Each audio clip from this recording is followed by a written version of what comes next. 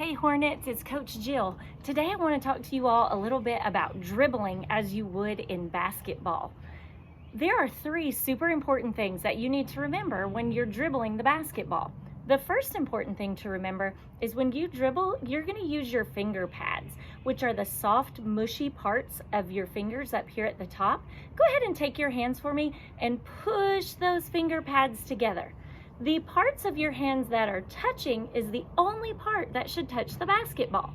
We do not want the palms of our hands to touch the ball for any reason.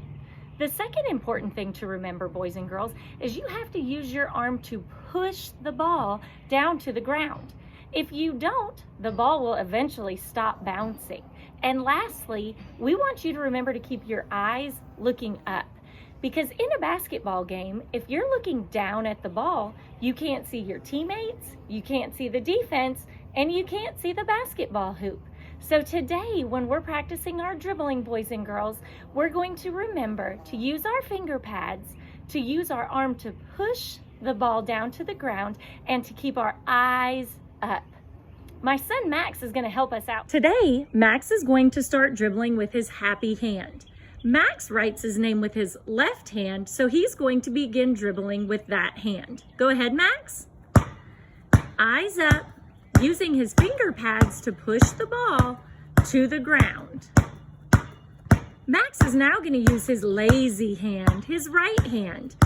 Continuing to use his finger pads, push the ball to the ground and keep his eyes up. Now Max is going to alternate from left to right and right to left.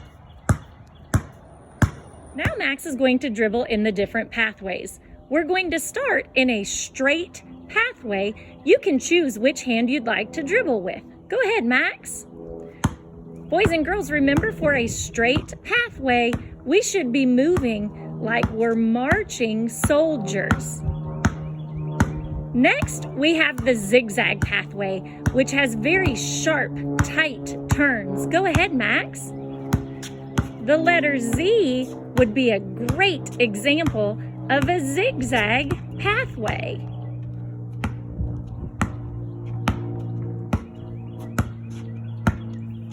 Now Max is going to show us a curving pathway. In a curving pathway, we have big, slow, lazy turns like the letter S or the number 8. Go ahead, Max. Notice the difference, boys and girls, in the curving pathway and the zigzag pathway. Big, slow, lazy turns when we're curving. You can dribble with either hand in a curving pathway, or you can pick just one. For those really great dribblers out there, Max is now going to show us a more difficult skill. He's going to dribble around his leg. Go ahead, Max. Max is just using one hand and very few dribbles to get the ball around his leg. If you're having a hard time with that, you can add a few additional dribbles as you move it around your leg. Lastly today, Max is going to show us dribbling 2 basketballs at the same time. Remember those important skill cues: finger pads, push, and eyes up. Go ahead, Max.